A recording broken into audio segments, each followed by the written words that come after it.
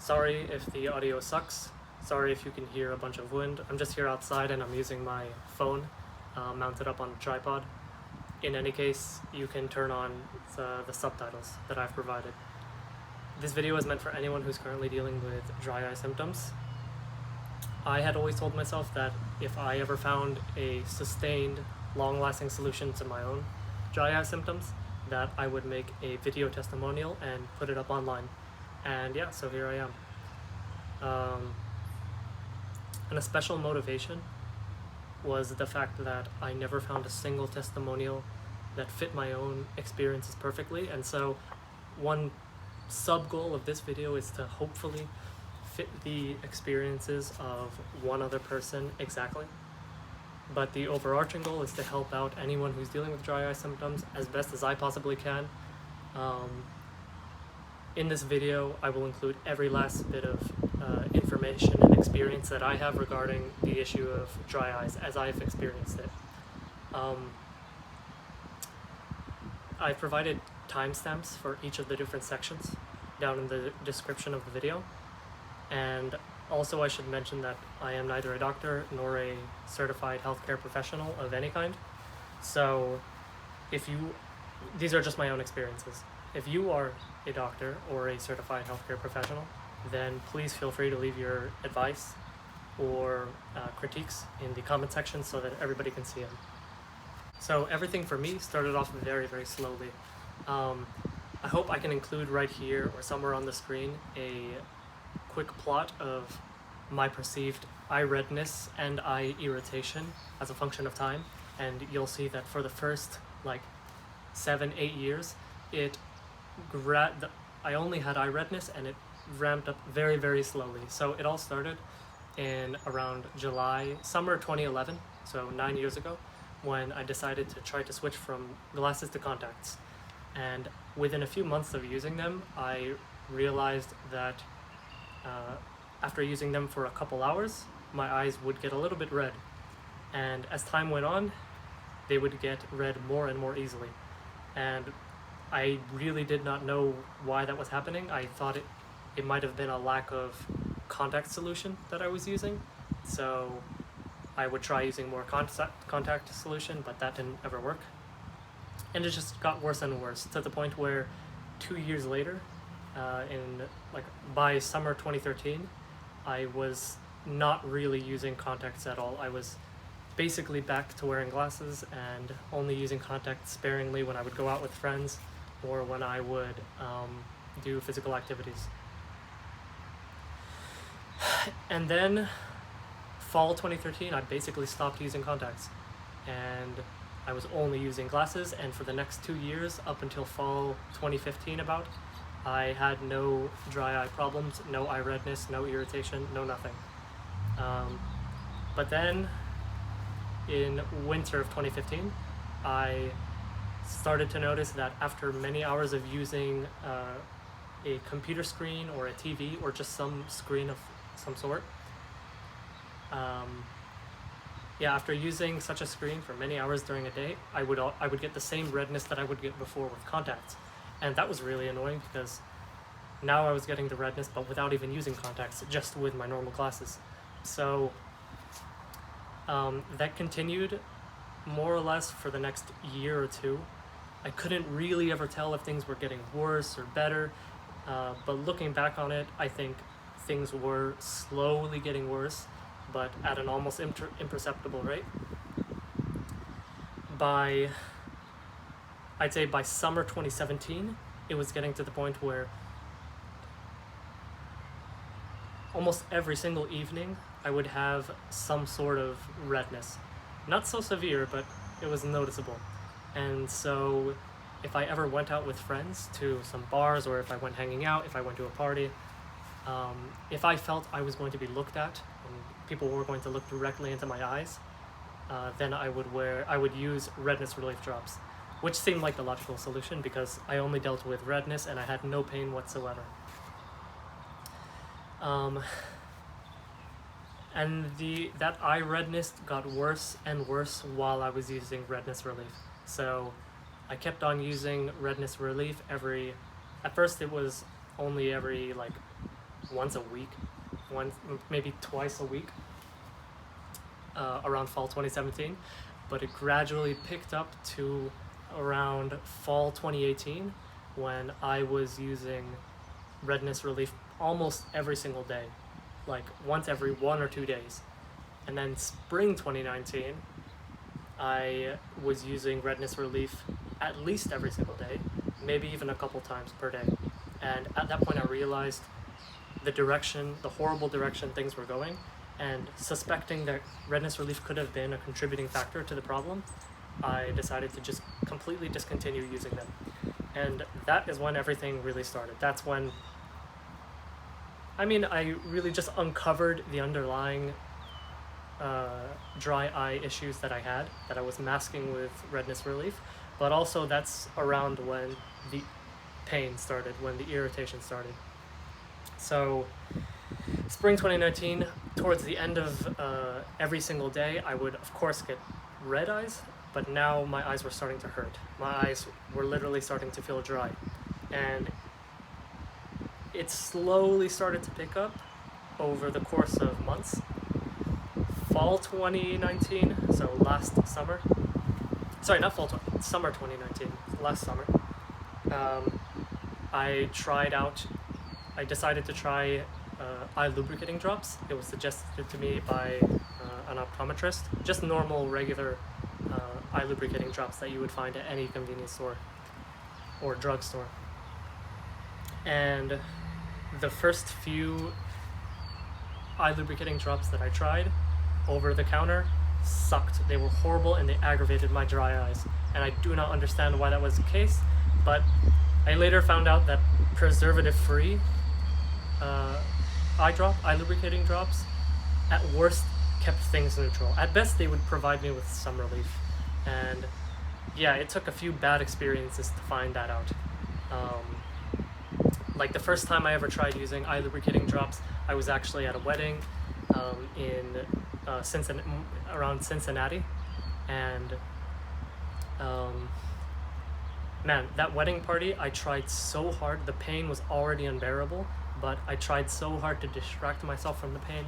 I tried to just drink a lot more. If I got drunk, then I might forget about it, but I'll get into all the details of triggers, treatment methods, and so forth in later sections, and so I'll only give brief mention to treatments and triggers in this story section. But anyways, alcohol aggravates the issue. So yeah, although I would drink and hopefully forget or hopefully distract myself from the pain, it would actually make it a little bit worse. Then I tried during that wedding to dance like as much as I could, and while that did help, you can't dance non-stop for like 4 hours. And yeah, it just got to the point where it was unbearable, so I had to basically leave in the middle of that wedding party or wedding reception, and I just stayed like in the back of the car. I just laid in the back seat of my car and I waited for both my mom and my little brother to finish with the wedding party, wait for it to end. And that was a nightmare.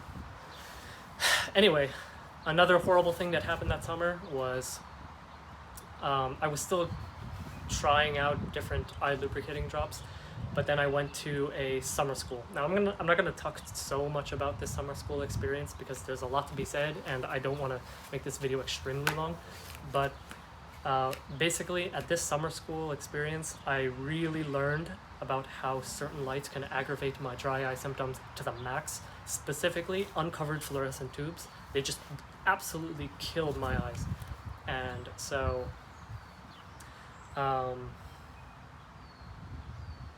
yeah, all of the seminars and lectures that were going on in the summer school were, of course, in this one room with lots of uncovered fluorescent tubes, and I basically couldn't take it. So the summer school was 2 weeks long, and I'd say probably 60 to 70% of it I had to miss out on. I just had to not go to these seminars, and I stayed in the dorm room that was basically being given to all of us, all the attendees, for free.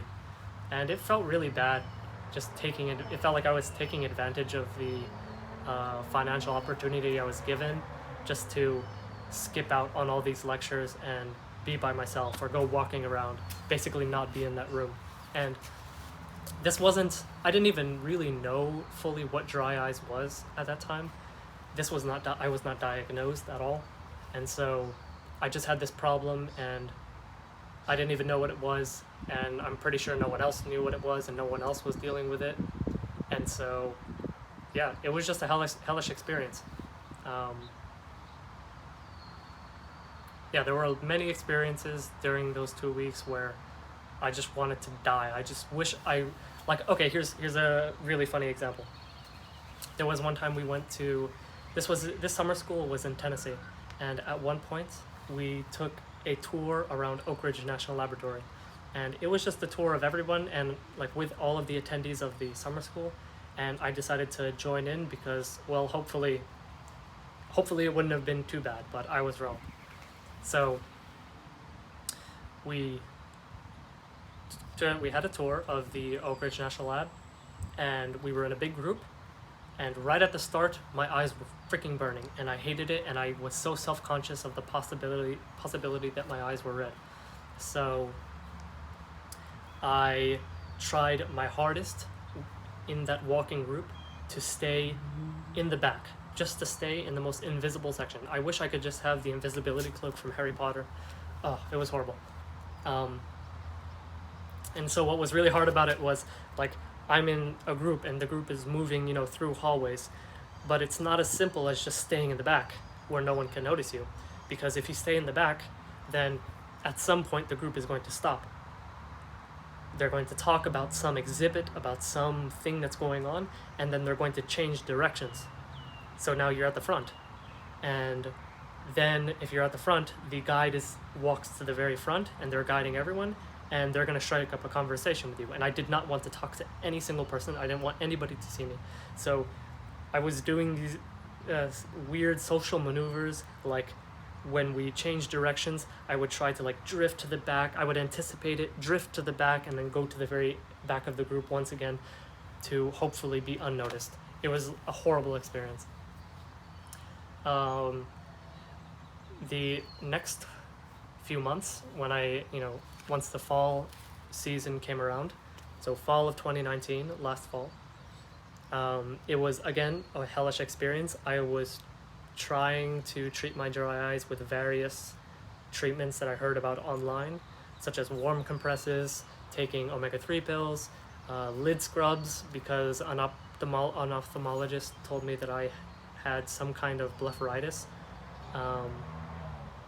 and ultimately none of those did anything for me, really. I did find during this fall semester, during this fall season, that physical activity actually helped distract me from the pain. So I started to run a lot more. I was rock climbing a lot more. I was just doing a lot of physical activity because it helped distract me from the pain. Some horrible things from this fall semester were that working in front of my computer screen was hellish, because I found out that the screen itself, the light coming from the screen, hurt my eyes.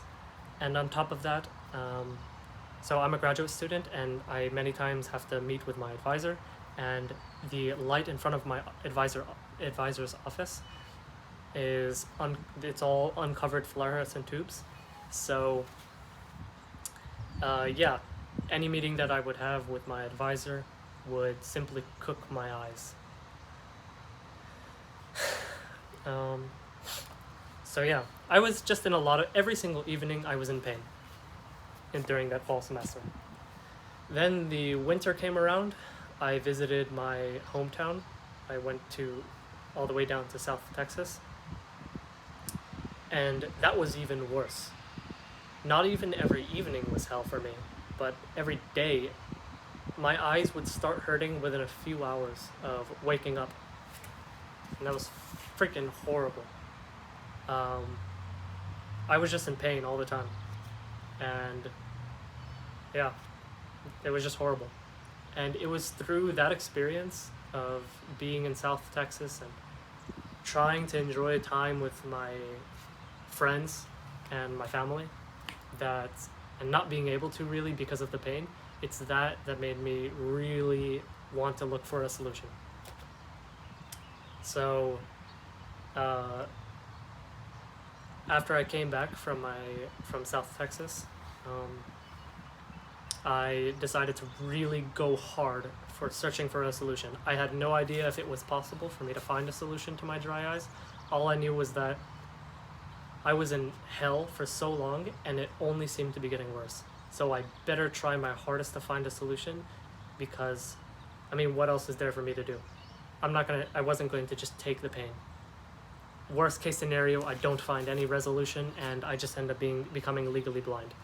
Most of the time when I was going through this pain, I would rather have just been like officially in some way recognized as being legally blind, so that I could just close my eyes all the time and never have to deal with the pain, and never have to, I guess,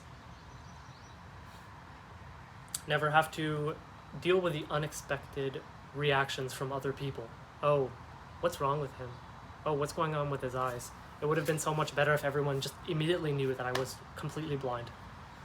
But anyway, yeah, so now we're getting to spring of 2020.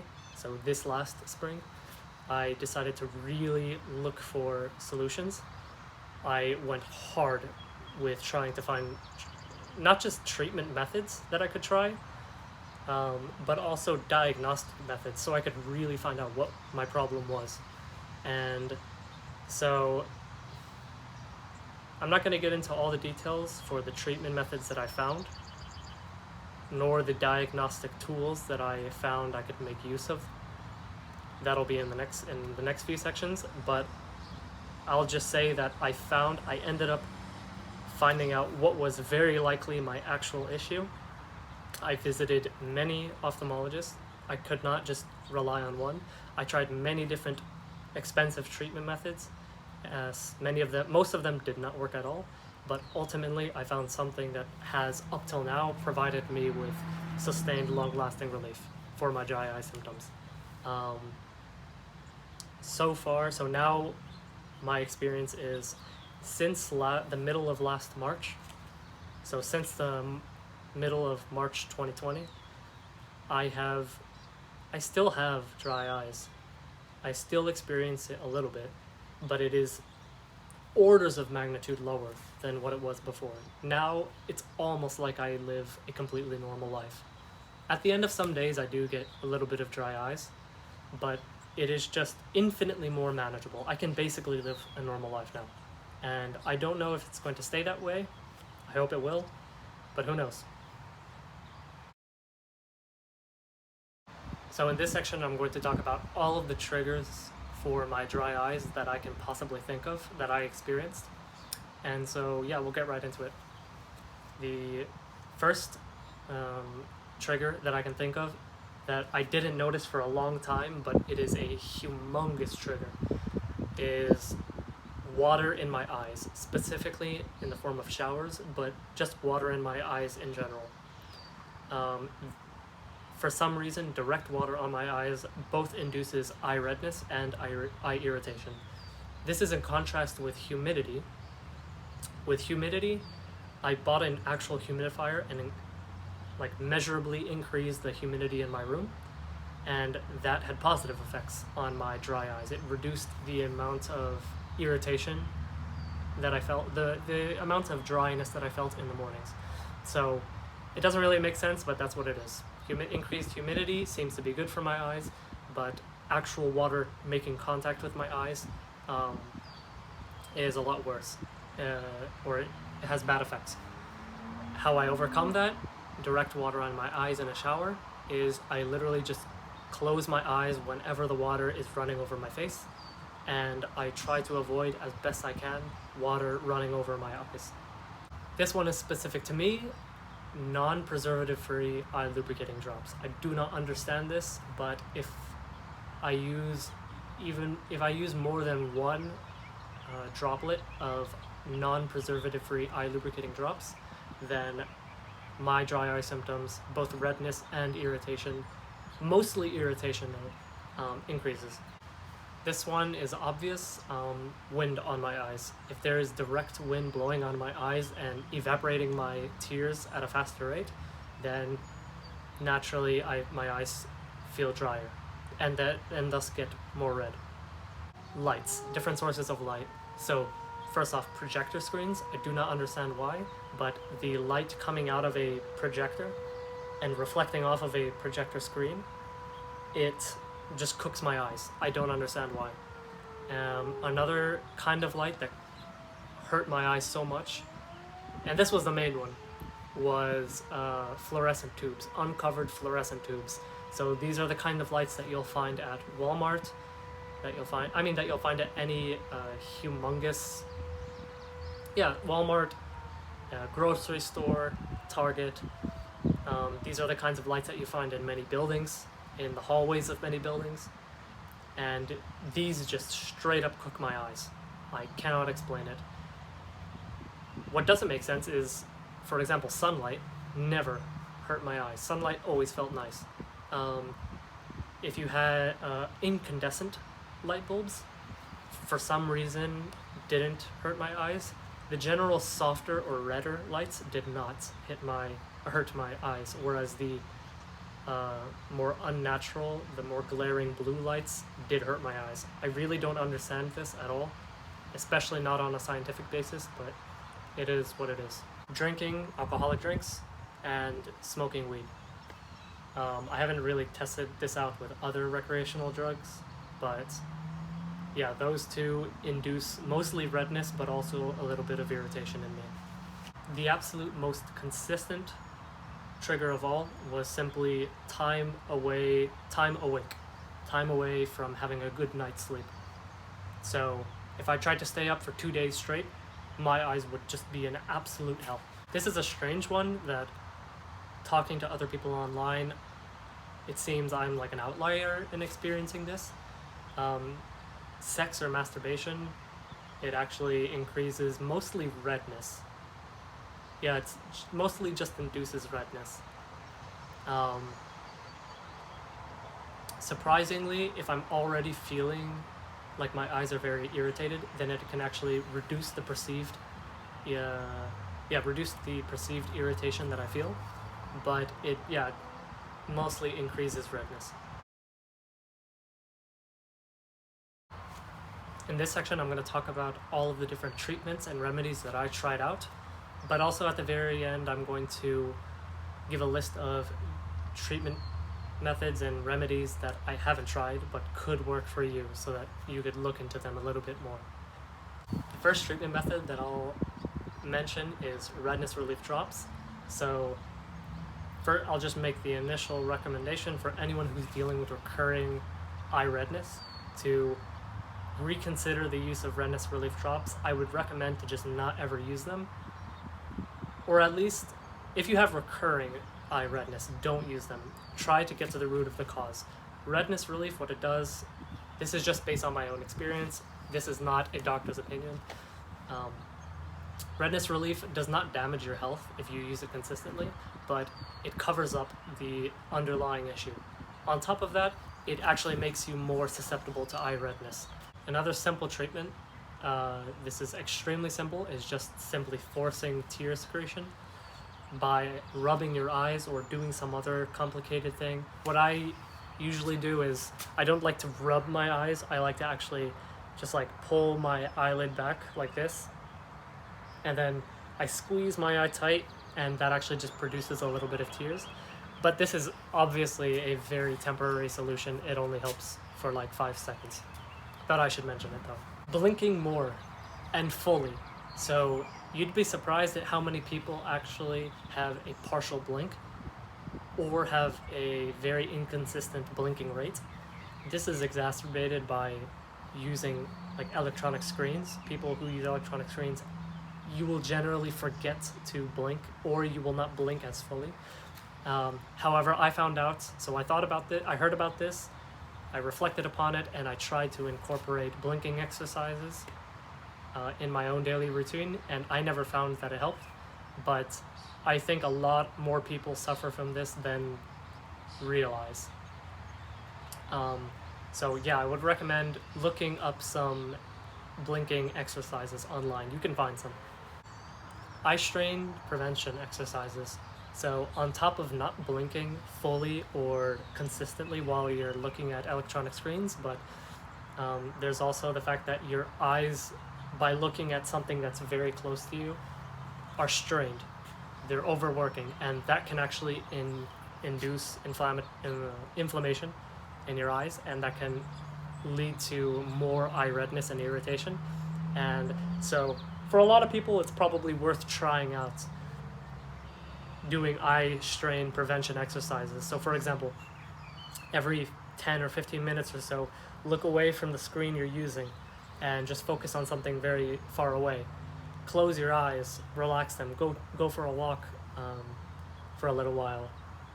These personally never helped with my own dry eye symptoms, but they might work for you. Warm compresses. These are very popular online, or at least these are very popularly recommended. I never personally had any I never saw any benefits from warm compresses. However, hot as hell compresses, I intermittently saw some results. So warm compresses, this is a clarifying remark that should be said everywhere. Warm compresses should not be done at a moderately hot temperature with a wet cloth. That is too low of a temperature, and also wet cloths do not retain heat for very long. What you need is to heat up a heat retaining pad made of some special material. You can find these at CVS or Walgreens or online, and heat them up to as hot as you can possibly take them on your eyes, and rest with them on your eyes for as long as you can, or as long as it takes for them to cool down a little bit. And during a single session, you will find that you can increase the temperature a little bit as you keep it on your eyes. Yeah, basically hot compresses, where you literally try to apply as much heat as you can bear to your eyelids. By the way, as much heat as you can bear is probably safe for your eyes. Once again, I'm not a doctor. Don't take this as professional recommendations. This is just what I did for myself.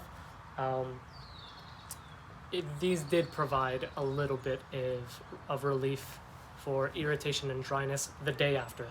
An important remark, though, is that these ideally should be done, in my own experience, during the early or middle of the day. Don't wait to do this at the very end of your day as a sort of therapeutic closure for your workday. Instead, try to do it during the middle of the day. That's how I saw the best results. The next treatment method is omega-3 pills, and these never did anything for me whatsoever. I've read papers that say omega-3 pills have been shown to help with dry eye symptoms, redness, and irritation, but I've also read papers that say omega-3 pills are nothing better than a placebo. In my own experience, they are nothing better than a placebo. They do absolutely nothing. And I know that there's a certain component of omega-3 that's important for the supposed dry eye symptom relief benefits. And I forgot the names of those components, but suffice this to say, I tried like many different omega-3 pill brands, and I would stick to them for around 2 months each, and I never saw any benefits with omega-3 pills. Eye lubricating drops. This is an obvious go-to that everyone should try out. For me, surprisingly, not all eye lubricating drops worked. For me, the only ones that really provided reliable and consistent help were preservative-free vials. Specifically, there's a preservative-free vial from Sustain. I will include the name of it on the screen somewhere. And those are the only ones that really, at worst, they would be neutral. Most of the time, they would provide me with some good relief. But from hearing the experiences of others, I think everybody should really just go through the nightmare of trying out all the different possible preservative-free or trying all of the different eye lubricating drops that might work for them. Closing my eyes. This does almost nothing for redness, but it reduces pain for the duration of the time that my eyes are closed.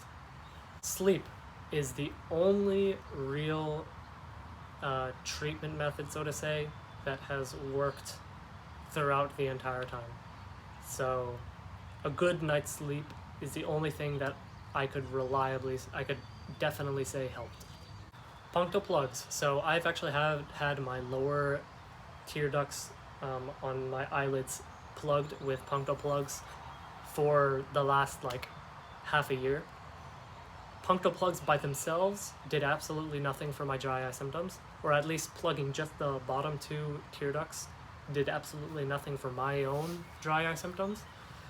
However, with the eye drop medication that I'm now using, Xiidra, I know for a fact that the lower punctal plugs are actually preventing they are preventing the medication from seeping down into my nasal cavity, which is preventing that medication from getting onto my tongue. And from what I've heard, Xiidra, the medication that I'm taking now, and many other similar eye drop like treatments, they have an absolutely wretched taste, and so I'm glad that I am not suffering from that at all. And yeah, LipiFlow. So LipiFlow is a relatively advanced and modern treatment method specifically for meibomian gland dysfunction. And in this, I actually had this done to myself. I had this done because I didn't know if I had meibomian gland dysfunction, and neither did an ophthalmologist that I was seeing, even though we literally took, in vivo pictures of my meibomian glands, which is surprising. But anyway, it's a treatment method where basically I'll hopefully insert a picture on the screen somewhere. Basically, they apply a temperature difference between they literally cover up your eyelids, front and back, so it's actually touching your eyeball. They apply a temperature difference between them. They make it pretty hot, and then the machine massages your eyelids. And what that does is it heats up the meibum that's in your meibomian glands, and the massaging hopefully extracts some of it. Or if you have any atrophied meibomian glands, hopefully this procedure will sort of revive them and bring them back to life. And that, from what I've read, like in the publications that I've read regarding this, it actually does have a very reliable success rate. However, I didn't have meibomian gland dysfunction, and in the end it did absolutely nothing for me. I should mention also that my LipiFlow does cost, if you have normal health insurance in the United States, it costs like around between $500 and $1,000. I paid for it because nothing was more important I had the money. I'm not rich or anything. $500 is a lot for me, but I will definitely pay $500 if it means relieving me of my dry eye symptoms. But yeah, like I said, in the end, it didn't do anything for me. The last, but definitely not the least, treatment method that I'll mention that I have tried is Xiidra. Xiidra it's like an eye drop medication that you need a prescription for, and that is the medication that finally gave me the relief that I was looking for. After about 1.5 months of using it, I finally noticed some definite relief from my dry eye symptoms. Before that, for the first 1.5 months that I was using it, I did not notice any perceptible improvements in my dry eyes, and that made me really worried. But yeah, I've been on it for many months now, and I'm living a mostly normal life. Now, there are a lot of other treatment methods available, a lot of different alternatives to the treatment methods that I've mentioned, and so I will include a list of them now. And these are methods that I have not tried, but you should be aware of.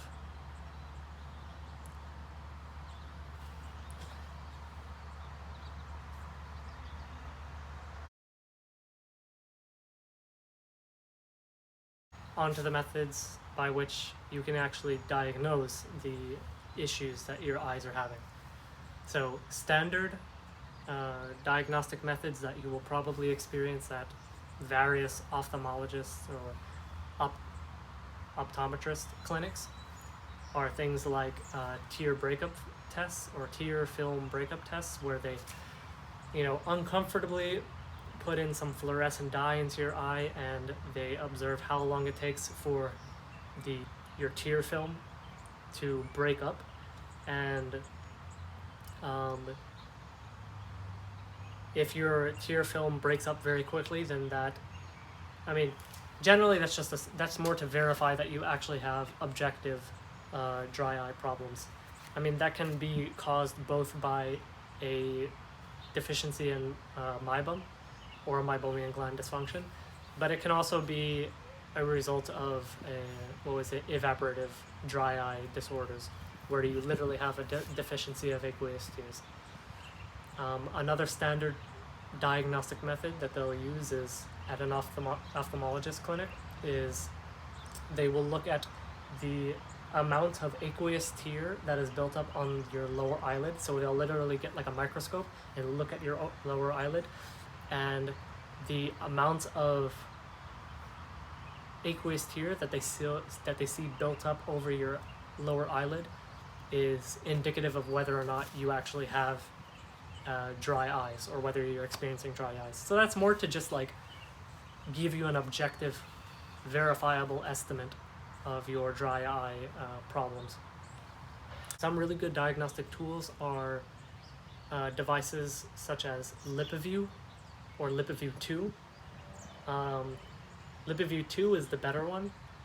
Basically what LipiView does is it basically analyzes your tear film, and it also measures your blinking rate and also how fully you're blinking, and it does this with some very detailed cameras.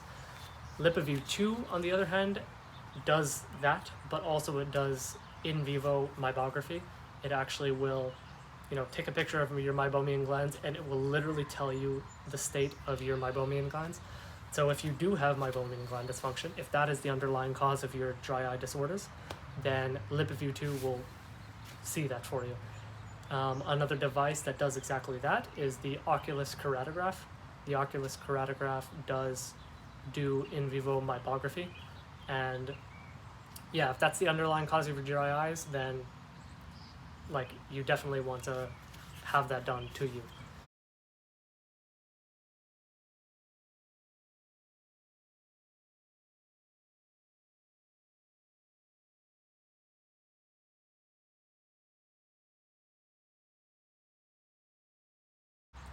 This is not a diagnostic method per se, but it is advice in your search for doctors that will help you. So some pieces of advice. First off, do not settle for one shitty doctor. Don't settle for one person that recommended a solution to you that was half-assed and you didn't think it was going to work and it didn't work, and they are inattentive to your needs. Ideally you need someone that really cares about addressing your issues. And honestly, I found that such people are hard to come by. You don't feel afraid of looking for many different doctors to address your issues. And another piece of advice on that same line is that sometimes it helps also to stick with a single doctor for a long time. So basically the best recommendation that I'll have regarding finding doctors is look for 3 or 4 different dry eye specialists, or people that claim to be able to treat dry eyes and diagnose them. Find 3 or 4 of them and try to stick with the ones that seem to be good for as long as you can. Stick with them for many months and just keep paying visits every month or so. These are the final pieces of advice that I'll give you if you're dealing with dry eyes currently. First off, one thing that has become increasingly apparent to me, listening to the experiences of so many other people dealing with dry eyes is that the term dry eyes is truly a catch-all for many different underlying causes and symptoms. Just because one person's experience does not fit your own doesn't mean that you should give up hope and that you're screwed.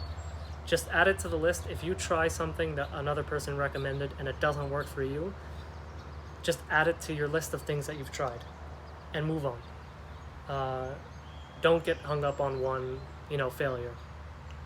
And that brings me to my second piece of advice.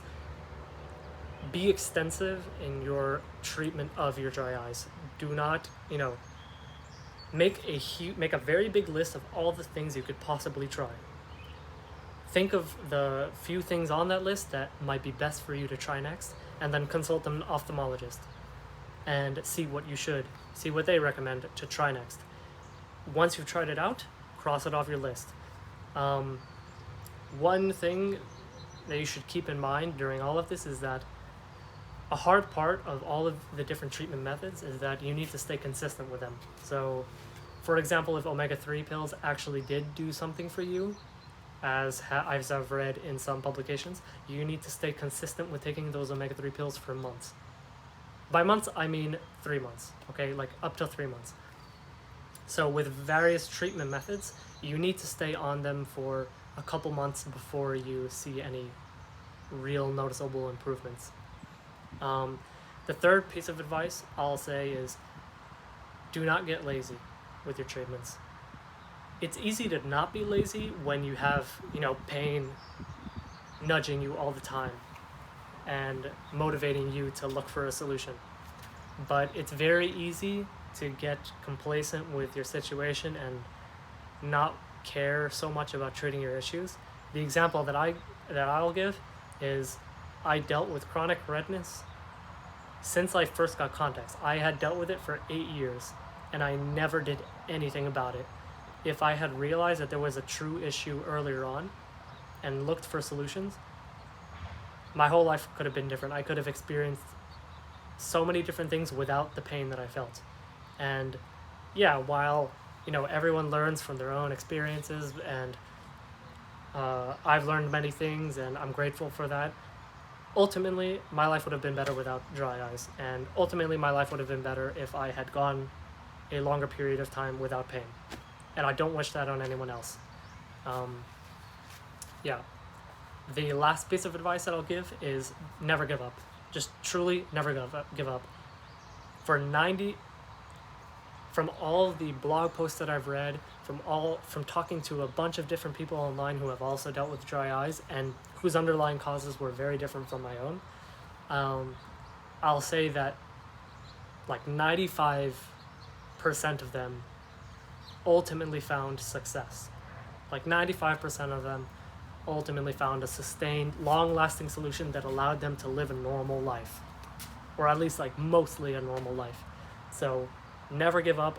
Keep going through all of the different possible treatment methods that you have on your big list, and yeah, good luck.